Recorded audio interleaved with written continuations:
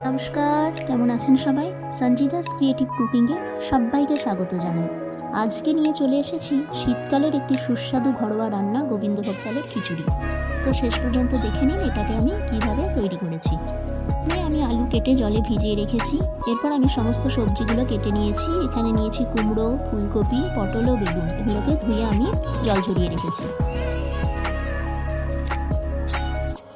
এবার অন্য একটি পাত্রে আমি নিয়ে নিয়েছি গোবিন্দভোগ চাল, পরিমাণ মতো মুগ ডাল ও মুসুর ডাল। এগুলোকে জলে আধ ঘন্টা মতো ভিজিয়ে রেখে দেবো। এবার কড়াইয়ে তেল বসিয়ে দিয়ে আমি কেটে রাখা সবজিগুলো ভেজে নেব।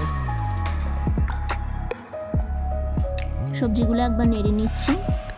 দেখতেই পাচ্ছেন সবজিগুলো আমার ভাজা হয়ে গেছে। এবার অন্য একটি পাত্রে আমি তুলে রেখে দেব।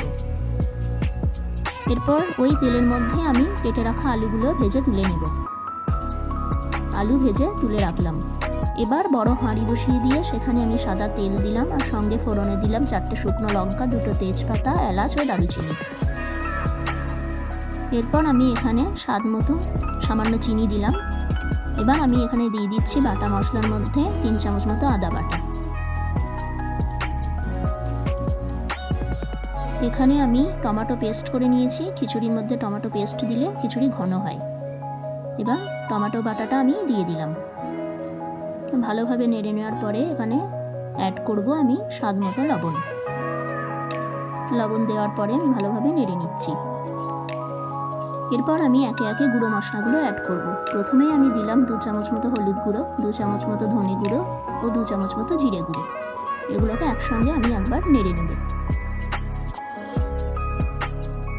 এরপর এখানে আমি অ্যাড করব 2 চামচ মতো কাশ্মীরি লঙ্কার গুঁড়ো।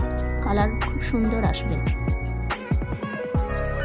কাশ্মীরি লঙ্কা দেওয়ার পরে ভালোভাবে নেড়ে নিলাম। এবার ভিজিয়ে রাখা গোবিন্দভোগ চাল ও ডালগুলো আমি দিয়ে দিলাম মশলার সঙ্গে। ভালোভাবে মশলার সঙ্গে মিক্সড করে নেব এবং ভালোভাবে কষাবো।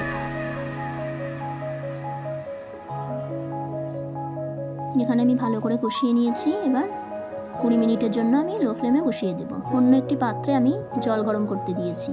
এবার ভেজে রাখা সবজিগুলো আমি চাল ও ডালের মধ্যে দিয়ে দিলাম। চালটা ঠিক একটু সেদ্ধ হবে তখনই ভেজে রাখা সবজিগুলো দিয়ে দেব। ভালোভাবে নেড়ে নিলাম।